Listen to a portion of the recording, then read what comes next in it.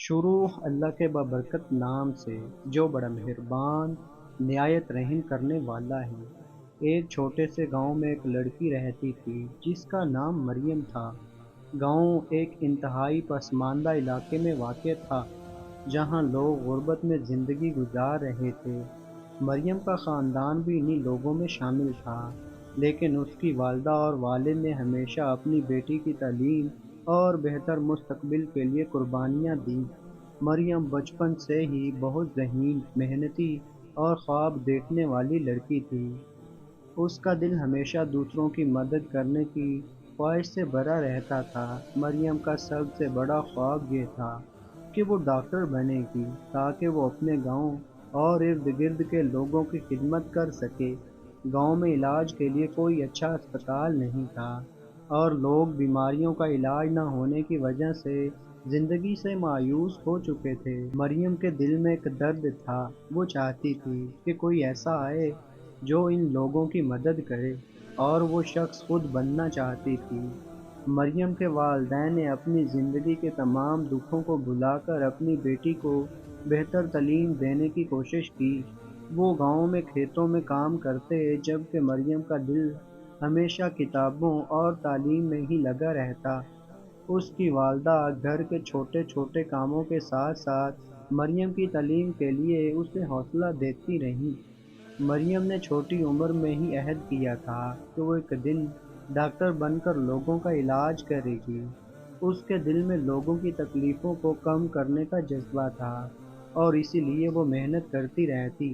ایک دن جب وہ 11 سال کی تھی، اس نے اپنے والد سے کہا، ابا، میں ایک دن ڈاکٹر بنوں گی اور گاؤں کے لوگوں کا علاج کروں گی تاکہ انہیں کسی بیماری کی وجہ سے تکلیف نہ ہو۔ لیکن تقدیر کا کچھ اور ہی کھیل تھا۔ مریم جب 15 سال کی ہوئی تو اچانک اس کی طبیعت خراب ہو گئی۔ ابتدا میں اسے معمولی بخار محسوس ہوا، مگر جلد ہی اس کا بخار اتنا شدید ہو گیا کہ وہ بستر سے نہ اٹھ سکی۔ مریم کی والدہ اور والد بہت پریشان ہوئے اور فوراً اسے شہر کے بڑے اسپتال لے گئے۔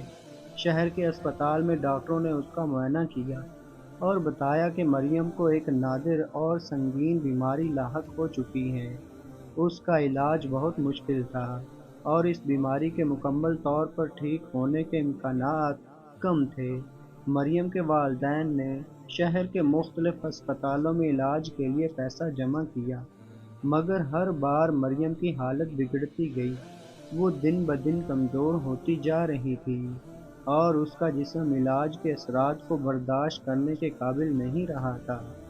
مریم نے آخر تک اپنی بیماری کا مقابلہ کیا اور اپنے خوابوں کو دل میں بسائے رکھا۔ وہ اپنی حالت میں بھی کبھی ہمت نہ ہاری اور ہمیشہ اپنے والدین سے کہتی رہتی کہ ایک دن میں ٹھیک ہو کر ڈاکٹر بنوں گی اور لوگوں کی مدد کروں گی۔